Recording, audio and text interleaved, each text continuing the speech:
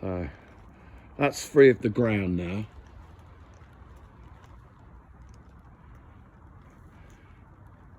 Other side's touching down. You can lift it.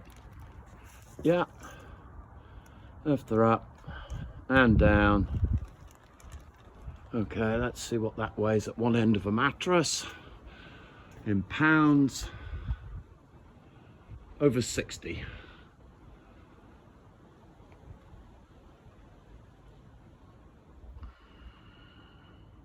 Yeah, once more. And just lift. Right.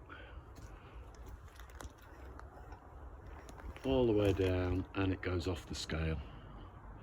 And that's over 60 pounds, equating to 29 kilograms. So that's half the mattress, making it approximately 60 kilograms. I'd wear the other side, but hey, not bad. And it's the same mattress that's in the video, because it's mine. Job well done.